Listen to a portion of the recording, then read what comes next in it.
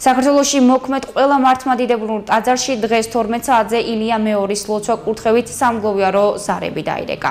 სამგლოვიარო ზარები დარეკეს გორშიც, ღვთისმშობლის შობის სახელობის საკათედრო ტაძარში სტიქიის შედეგად დაღუპულთა სულების მოსახსენიებელი პანაშვიდი აღევლინა. პანაშვიდზე რიგით მოქალაქეებთან ერთად ადგილობრივი ხელისუფლების წარმომადგენლები იმყოფებოდნენ.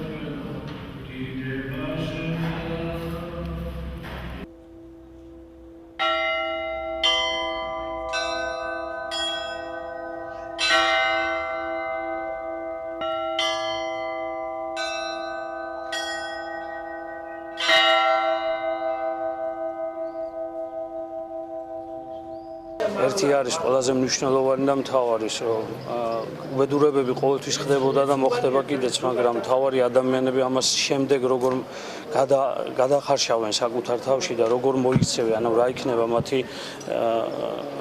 მოქმედება. და ჩვენ ყველას გვაქვს ამის საშუალება დღეს, რომ იმ ადამიანებს გულის ტკივილში თანაუგზნოთ და შემდეგ კიდე საკუთარ შინაგანი ცხოვრებაც მოვაწესრიგოთ აქედან გამომდინარე. ღმერთმა აცხონოს იმ ადამიანთა სულები და ჩვენ ძალა მოგცეს იმისა, რომ მათ სულებს უერთგულოთ ბოლომდე.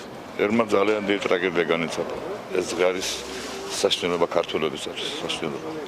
ძალიან ბევრმა ადამიანმა გაწირა თავი აქვს. ინტერნეტში ნახე წავეკითხე, როგორ გაწირა თავი ნუგზარ ბუაძე. დიდება მის ვაჟკაცობას, მის კაცობას და მის ღირსებას. შეშვებად გადავიდა, რომ გამოეყანა მანქანიდან, ავტომობილიდან გამოეყანა. მოქალაქე და ჩუნდა ეუბა. უსანძინებს ქვეყანას თავის ერს. პირველ რიგში სანგზიმარი მინდა გამოვუცხადო დაღუპულთა ოჯახებს და ჩვენი მუნიციპალიტეტი მზად არის დახმარებისთვის. ჩვენ უკვე მიმართეთ თბილისის მერიას და საჭიროების შემთხვევაში აუცილებლად ყველა ღონეს გავატარებთ და ვიხმართ ყველა ღონისძიებას, რომ დაზარალებულებს ჩვენი კუთხით აღმოუჩინოთ დახმარება.